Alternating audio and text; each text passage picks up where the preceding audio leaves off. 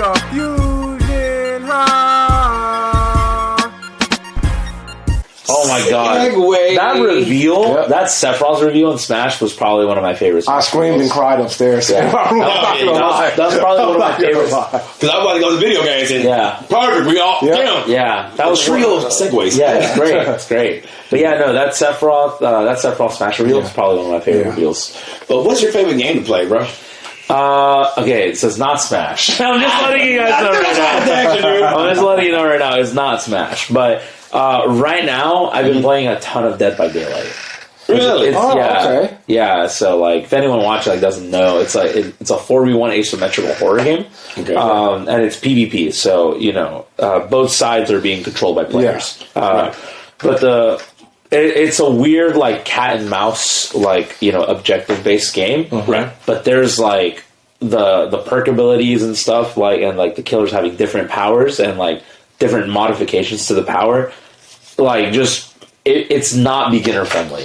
Like it really isn't. Like the only reason I got good at it, I only have about. I say only. It's still a lot. I only have about 1,100 hours in the game. Oh, only 11? Only. I get it. Game terms, there are some people that I know that have 10K hours in the game. Like it's ridiculous. And part of it is because they've been playing since release. Yeah. That game's been out for a long time. Game came out in 2016. Yeah, it's been 8 years. Yeah. I started in 21. So it's only been 3 years. Oh yeah, so only you're right. Yeah. But it's hard to get into. The only reason I feel like I got into it and was able to like level up as fast as I could in the game was because I understood how to get better at gaming competitively. Yeah. Because of Smash. Like I knew how to like get there.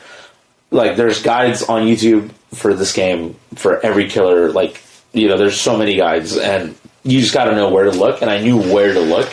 Dang. So I was able to just level up really fast. Yeah. But that game I play a whole lot now. Like that's okay. Yeah. And like last year I actually started casting competitive Dead by Daylight. So okay. It's a little more. It's way more niche than Smash. And Smash to me feels already pretty niche. Yeah. So this is like an even smaller community that we're working with, but they're actually like great people. The people that I work with, we work with DBD League.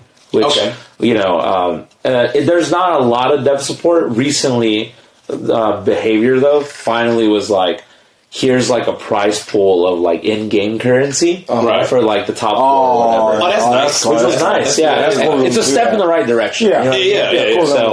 So as someone who's not as invested in the competitive scene, but looking from the outside in, but still working with them, I'm like, okay, this could potentially be something else, like, in the future. And an 8-year-old game at that, too. Yeah. It's something, right? It's something. Yeah. So, tomorrow I'm doing some casting for that as well. Oh, okay. Yeah, cool. so I've been doing that on Sundays because Sundays are like my free day. I'll wake up, have breakfast because it's the people who run it are in Europe. So our hours are all different. So like, if a match is at 5, here it's 11 a.m. So you got time to eat breakfast. So I wake up, eat breakfast, take a shower or something, get ready, do a match or two, and then when the matches are done, like, they're like, man, we got to go to bed, and I'm like, well, I still got, it's 1 o'clock, I got the whole day. I got the whole day to do whatever I need to do. So it actually works pretty nice. So that's a game that I've been playing a whole lot. I like retro games as well. I grew up I grew up with really strict Hispanic parents. So I played a lot of like Mario games and like Legend of Zelda and stuff like that. So Paper Mario 1,000 Year Door. Like I play that game at least 5 or 6 times a year. Like, really? Yeah, I just replay it and because to me it's like such a great game and it was so ahead of its time when the remastered version got announced in the Nintendo Direct last year. I went crazy. Really? It was insane. It's coming out this year. I don't know when. They haven't dropped the release date, but I'm going to break down and buy it because I bought the Paper Mario game that came out for the Switch for my daughter, and she was supposed to let me play, but she never let me. I'm not going to lie. Wait, finish what you were saying. No, she was supposed to let me play it, but like she was like, I'm just about to beat it. Like, she kept telling me that, but she never beat it. But she was just saying that she didn't want to beat it because it was so good. Like, she didn't want it to end. I'm like, you don't even play this game. I'm like, you know what? I just buy my own. I haven't bought it yet, but I'm gonna keep it real with you. If your daughter thinks that's a great game, when 1,000 Year Door Remaster comes out, she's gonna be blown away. I'm gonna buy my own copy. Because in my opinion, the one that came out for the Switch it might be the worst one. Really? Yeah, like actually. Wow. So, yeah. Don't tell her that. Don't tell her that. I won't crush my baby's dreams. I ain't gonna crush it. But 1,000 Year Door is definitely the best one. Right. Like out of the whole series, like I think it's 1,000 Year Door, which was for the GameCube, and then Super Paper Mario, which was for the Wii. Yeah. And then Paper Mario for the 64. Like, those are, in that order, is the top three. Okay. And then there's, like, a line. Like, there's a gap between the other ones. Like, Color Splash and Origami King. Those are, like, I feel like not as well thought out.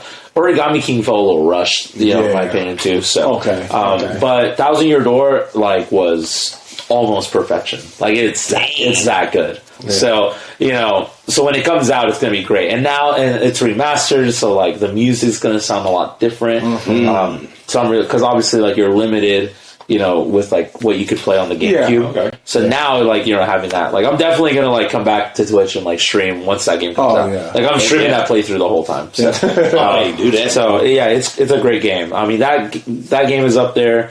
Ocarina of Time is up there, obviously. Best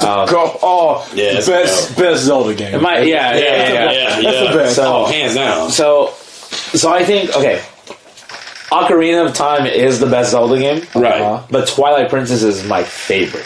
You know what I mean? Twilight Princess is really good. I grew up with as a young child I played Ocarina of Time. Yes. So I didn't really I got through it, but it took me forever. It took me literally years to get through it. But then I got older. Yeah. And I was like, I knew how to game when I got older. So when Twilight Princess came out, I enjoyed it more. But then I went back and played Ocarina of Time, and I was like, no, this is still great.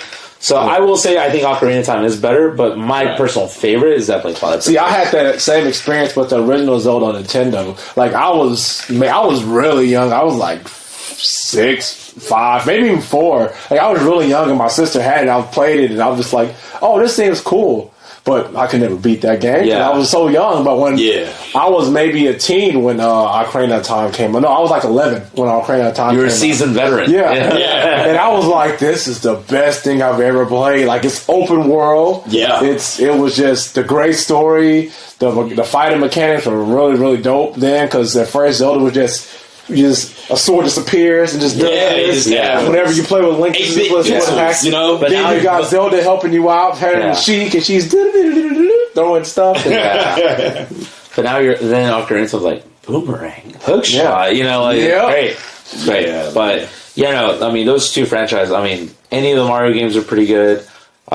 I think the Paper Mario franchise is great. Obviously, Legend of Zelda is great. So Mario doesn't miss though. No, he doesn't. Well, except for the new Princess Peach game, I don't know about this. Yeah, I don't know about this one.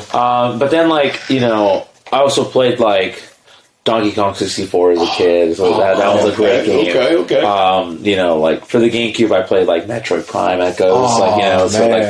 There's definitely so many great games out there for sure. So, Wind Waker's another great one for the GameCube. Now you're talking that. So literally, those are the games that I really enjoy. I feel like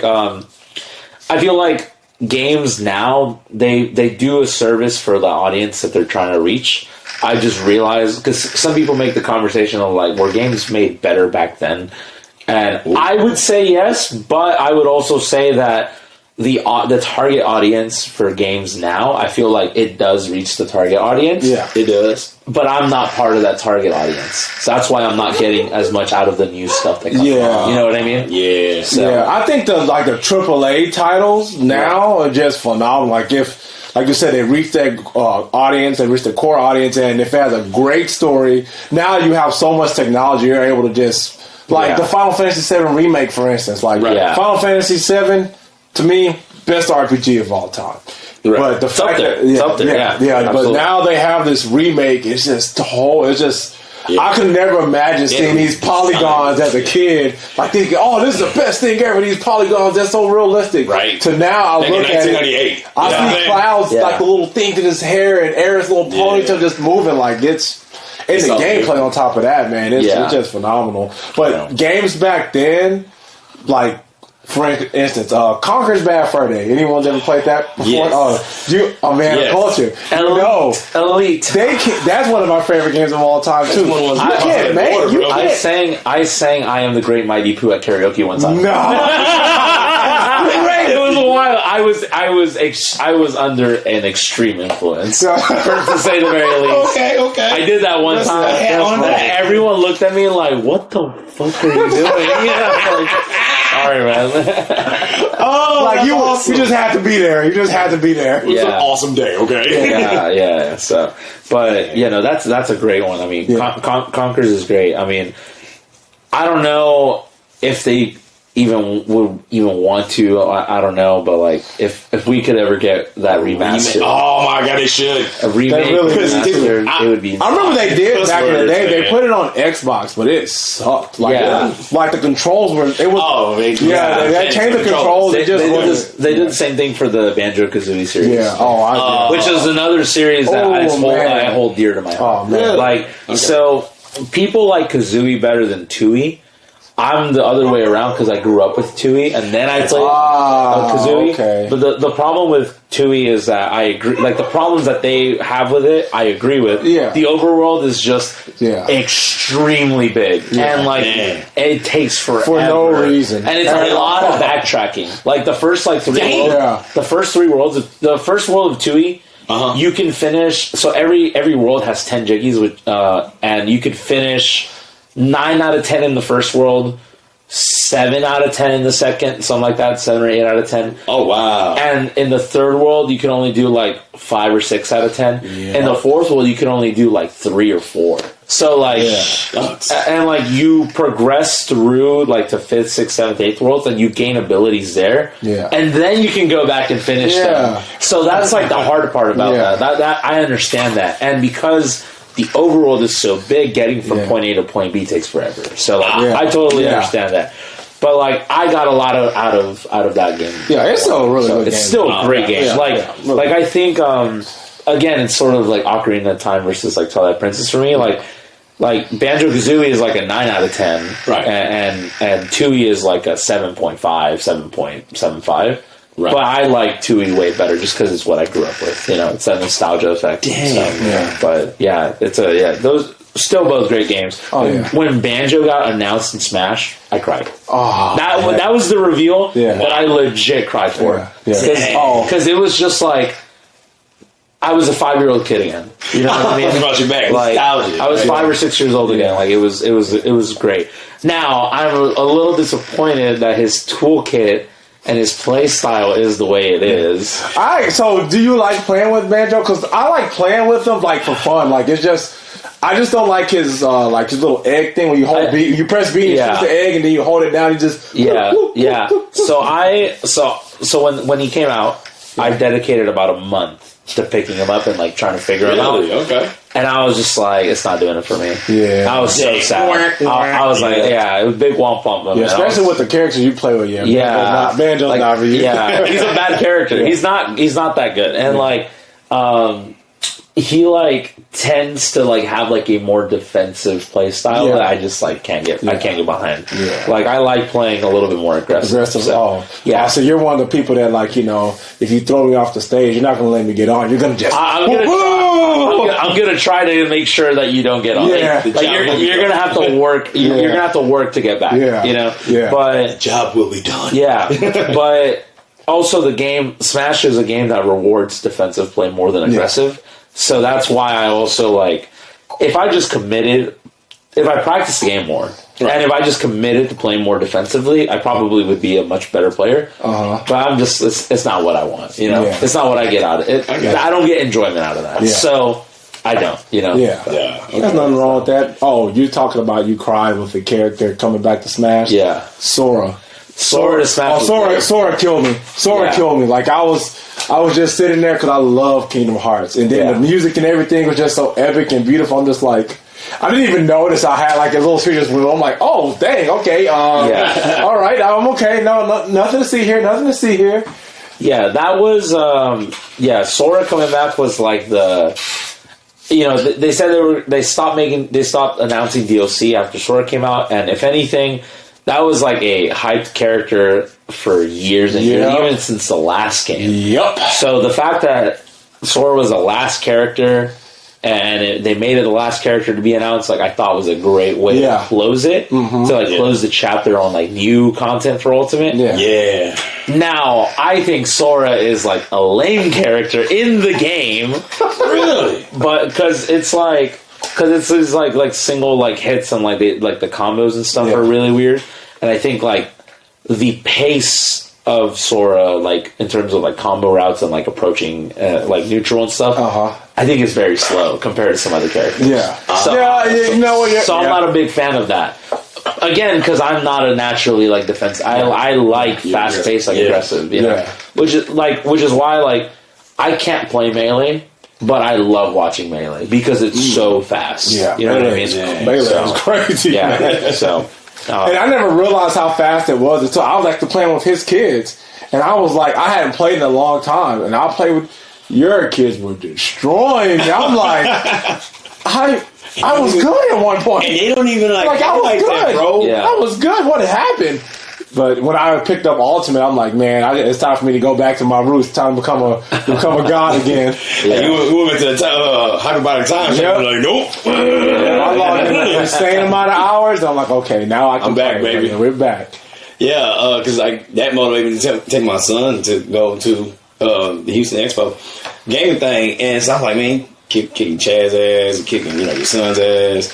I watched it. I'm like, oh, I'm gonna do it. Dude, Walter got what? I was just doing this the whole time, man. I was like, and the best thing that came out of it was just meeting you. I'm not gonna lie, I love you, son, but that was he heard about Sunday. I was trash. I was talking to my wife, like, you sucking. He's dissing me. He's like, I'm like, you mad? Oh. But I told you to practice, didn't I?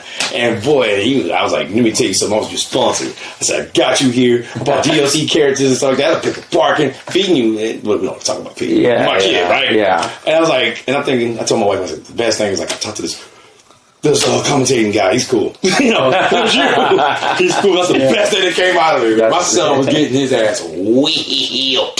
Yeah, I mean, again, that's how I started. So like, it sucks, but it's like sink or swim. Yeah, so you just gotta go. You just gotta go do it a bunch. Yeah, and we had to learn how bring your own controls too. Yeah, bring your own controls. Tournaments, kids. I did not know. I was gonna buy one. I was gonna buy one. I see. So you have to go somewhere nearby. This dude was so nice. His name, some guy named Chris. He loaned my son his controller. He was such an angel.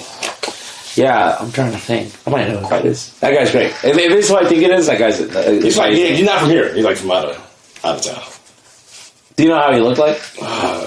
Tall, white dude, head full of hair. Yeah. Nice dude. I think I know who that is. Okay. Yeah. Great guy. Real an angel. Yeah. Yeah, great guy. So, but, bring your own controller. Yes. Most gaming tournaments are bring your own controller unless, otherwise specified. Yeah. So, but shoot.